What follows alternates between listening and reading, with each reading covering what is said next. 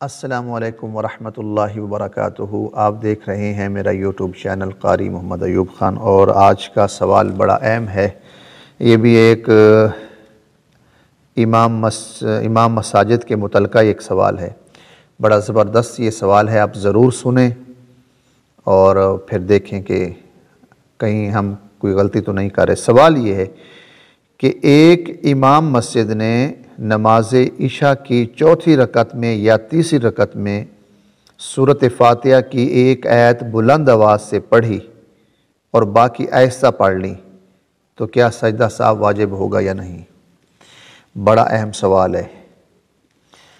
نماز پڑھ رہے ہیں، امام مسجد نماز پڑھا رہا ہے، پہلی دو رکعتیں جو ہے نماز عشاء ہے یا مغرب ہے یا صبح ہے، صبح تو خیر ہے ہی دو، نماز عشاء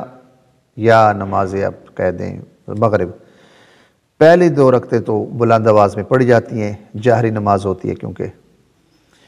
اور دوسری میں جو ہے وہ آہستہ تلاوت کرنی پڑتی ہے۔ تو اب سوال یہ کیا کہ اگر امام مسجد نے تیسری رکعت میں یا چوتھی رکعت میں اس نے ایک آیت، یعنی اس نے الحمدللہ رب العالمین، اس کو یاد آ گیا کہ میں تو ایسا پڑھی، وہ خاموش ہو گیا، باقی اس نے ساری آیتیں جو تھی نا وہ ساری اس نے ایسا آواز میں پڑھی، تو سوال یہ ہے کہ کیا اس پر سجدہ سہو واجب ہوگا یا نہیں ہوگا؟ تو اس کا جواب یہ ہے کہ میرے بھائی، بہار شریعت کے اندر یہ مسئلہ موجود ہے۔ امام الشریعہ بدر الطریقہ آپ نے بہار شریعت کے اندر یہ لکھا ہے کہ ایسی نماز، یعنی جہری یا سری، یعنی جہری اس کو کہتے ہیں جو اونچی آواز میں پڑھی جائیں، اور سری جو ایسا، سری نماز میں اس نے جہر سے تلاوت کر دی، آہستہ پڑھنا تھا اس نے اونچی آواز میں تلاوت کر دی، اور اونچی آواز میں بقدر جواز اس نے نیچی تلاوت کر دی،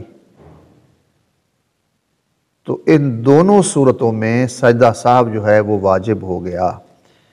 یعنی اس نے زور اثر میں اس نے الحمد شریف اگر اونچی آواز میں پڑھ دی پہلی یا کسی بھی رکعت میں، کیونکہ وہاں تو آہستہ پڑھنا تھا، اگر اس نے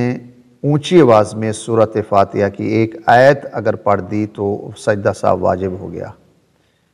اور اسی طرح مغرب اور عشاء میں تیسری میں یا چوتھی میں، مغرب کی تیسری میں کیونکہ مغرب کی 3 ہوتی ہیں، اور عشاء کی چوتھی میں اس نے بقدر اونچی آواز پڑھ لی، یعنی الحمدللہ رب العالمین ایک آیت اس نے اونچی آواز میں پڑھ دی،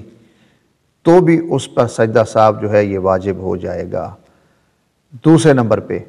اگر صرف ایک کلمہ ہی پڑھا، یعنی کہ الحمدللہ، بس الحمد